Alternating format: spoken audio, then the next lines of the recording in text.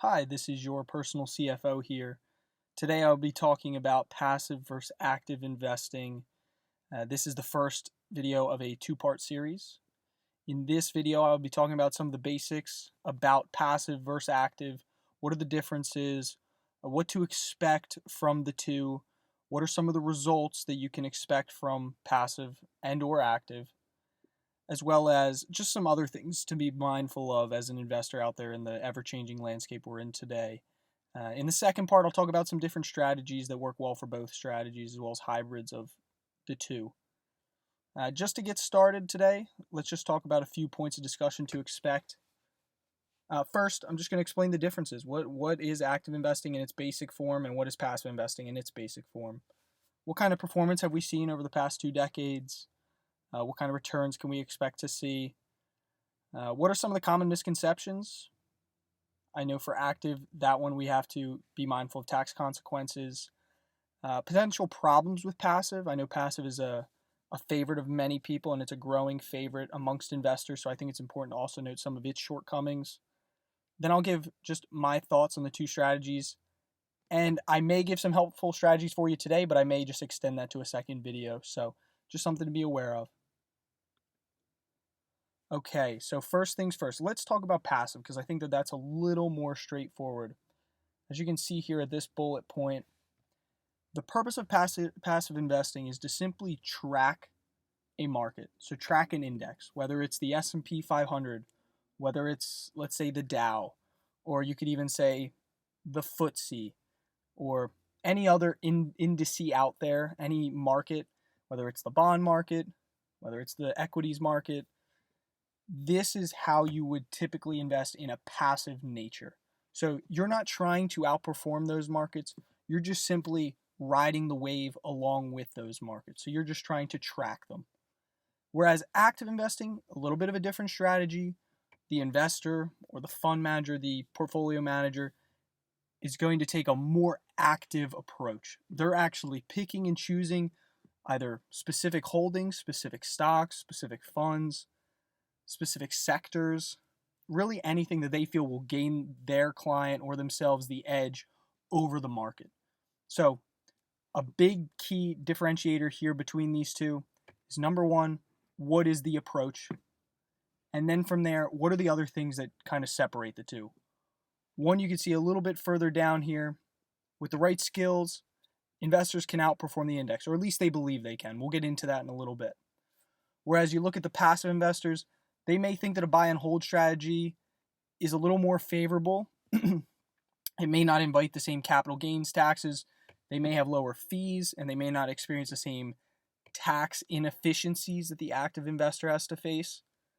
So you'll see a few of those key points down here. If at any point you need to stop and just take a moment and look at these various graphics, please feel free. Now, I think this is a key point down here that's important to note. Passive is less likely to outperform the index because it's not trying to outperform the index. It's just simply trying to follow the index. In fact, it's almost guaranteed that it will underperform that index or whatever it is that the underlying asset may do, because you're being charged a fee, even if it's very de minimis or very minimal. You're still paying a fee to be in that investment. So it's almost guaranteed. I would say 99.99%. I can't think of another instance where you would outperform the index that you're following. Okay, so next here I'm going to talk just about some of the expected returns over the last 2 decades. Mind you, past performance does not indicate future performance, but I think that this is a strong indicator of what to expect moving forward in the future. On the left-hand side here, we have the U.S. equities. On the right-hand side here, we have international equity. The red just simply means that these are the percentages of funds that underperform their respective benchmarks. So these are active funds. The blue are the few funds that have actually outperformed their respective benchmarks. But as you can see here, out of every single category, whether it's domestic, whether it's small, whether it's large, whether it's value, whether it's growth, whether it's international, global, international small cap, emerging markets, every single sector has had statistically more underperformance than overperformance by the active fund managers. And I think it's also important to note that these are risk-adjusted returns. These are statistically significant numbers, so it's very hard to from just this viewpoint here to understand why active management would be more worthwhile. So these are net of fee returns. Your y-axis here is the 10-year annualized return, and down here is your expense ratio, the amount that you have to pay to hold a certain fund. It's an annual expense ratio. As you can see, as the expense ratio moves up, typically the return is moving down. You can see that by the downward sloping trend in almost every chart. It looks as though it is every chart. The red dots are actually index funds, so those would be your passive funds. Your active funds are the green ones. Now, there are certain circumstances where the index fund, the passive fund, has a higher expense ratio, but as you can see, they typically underperform. But I think it's important to note that most of the red index funds are more off to the left. They have the lower expense ratios than their active peers, and ultimately that typically means a higher return as well. Now, why is the reason for that? When you're paying less in fees, it's easier to overcome that fee and produce a higher return relative to your peers. So, once again, those people in the index funds are just trying to pace the market. Those active investors are trying to outperform the market, and typically on a on a longer time frame basis, that typically does not work. So here I'm going to talk quickly about a zero-sum game, a little bit more about what we just talked about. Here, let's start with this chart up here. You have your average market return. This is just a simple bell curve, what we would expect to see from returns in the market. Now down here, when you take into effect your costs of funds, and this is just a general theory. I would say this is theory-based, these two here, and then this one's actually statistical-based. You're going to move your bell curve to the left slightly when you account for those fees. So this is the median post-cost return of funds after fees are accounted for. Now really, here's your market return, and as you can see, I would say 3/4 of returns fall underneath that market return, with only a small sliver actually outperforming the market. Now that's supported here by the dark blue being the passive fund returns, the index funds, and then the active funds are the light blue. As you can see, this model here sort of shows very closely here that you can see typically those light blue active funds are more to the left-hand side of this middle 0 to 1%, negative 1%. It's a little more skewed here. Whereas the index funds are sitting just within a 0 to negative 1% return of the general market, which is probably preferable considering. Sure, as an active manager or an active investor, you can expect to get some of these returns, but can you expect to get them on a recurring basis over the long term? Next, I'm going to talk about another few misconceptions about active fund managers. So those funds that you see out there. First, we're going to see the survivorship bias. This just shows you since 2001 how many funds have actually not survived. So you may see a lot of active fund managers out there and they say, I do a great job, I do this, I do that, and I expect to outperform over the long term. But statistically, that's just not true. Most money managers, most active funds actually do not survive. As you can see here, every single chart shows over 50%. Now, the ones that do survive, they have stiff competition. The lower fees in the market make it more challenging for them to outperform, and their competition are the ones that remain. So that's a little bit of a nervous chart for me personally. I don't like to see that a lot of those active funds aren't even around anymore. Actually, and another key point, many of these may have actually been acquired or may have merged with other funds. So that's something to be mindful of. Don't want to necessarily discount that. As for style consistency, what does this mean? It just simply means that how many of the active fund managers are actually following their target goal. For example, let's say you have all the exposure that you're looking for, but you want to get into small cap. You like small companies and you want to get a little exposure into small cap, so you buy a small cap fund. Well, this statistic shows that only about 45% of funds, the green area, actually followed their original goal or original target of staying in the small cap space. 55% drifted away from what they were originally planning to invest in. So they may not be as small cap as you may have thought. You may have invested seeing the title and seeing, oh, this is a small cap fund.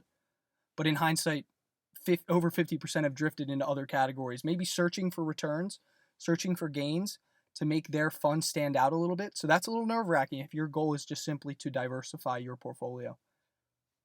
A little thing to note, emerging markets is actually the only one that really showed that they tend not to drift. They're okay with staying in their style, so they're very style consistent. Okay.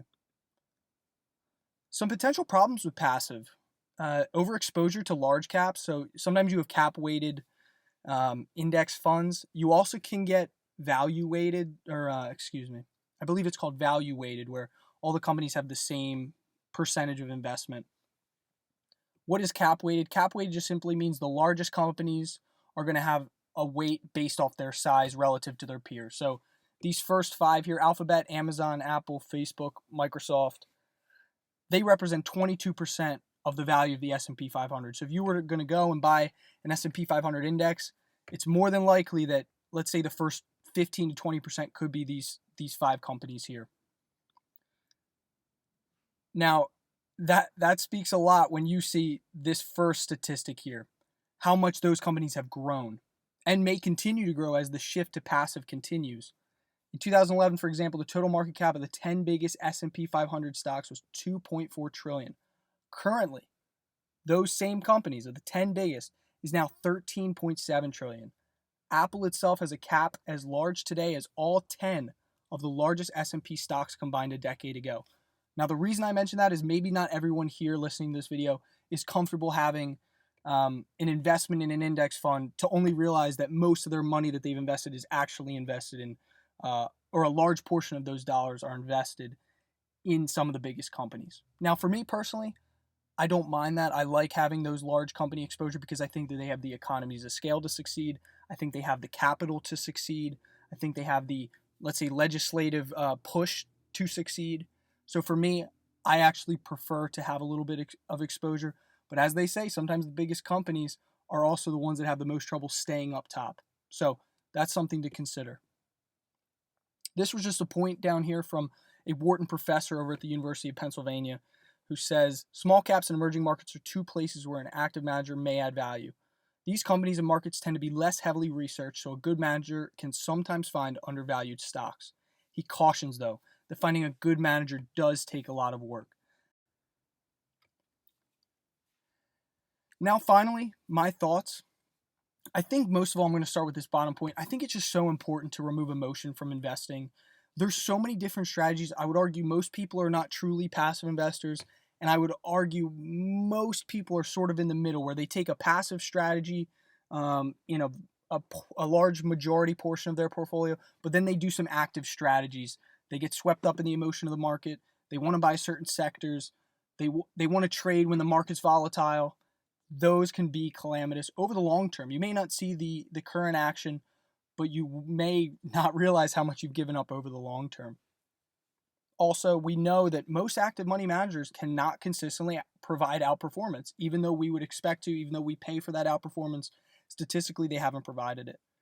There may be some fund managers out there that I'm not aware of, but until I hear about them, for now, my thought is it's going to be very challenging for them to outperform on a consistent long-term basis. Another point that I didn't mention very much about, but this is just me speaking out loud, is this third point here.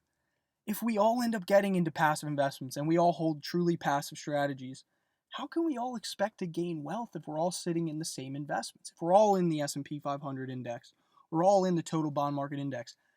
Isn't wealth the idea of creating value relative to our peers? Now that's important because this will play into the next video I create on some different strategies of, what is an active strategy? What is a passive strategy? I'll talk about all that in the next video. I'll give some helpful tips for you that hopefully may help you improve your investment portfolio. Finally, and this is the most important, I'm going to hit this home. Fees ultimately dictate returns. Your fees are what is stopping you from creating a positive return. You have to outperform that fee in order to create value for yourself. So be fee mindful. Look out for those higher fees. If there is a higher fee, ask yourself, can I justify this higher fee? Or is it just better off to go with the less, the more modest fee and to maybe just hope that I, can keep track with the market? So at the end of the day, that was all I had for you. If you have any questions, please feel free to leave them in the comments below. If you like this video, please hit the like button. If you want to follow along for future videos of mine, please hit the subscribe button as well. I hope you all have a great evening. Take care.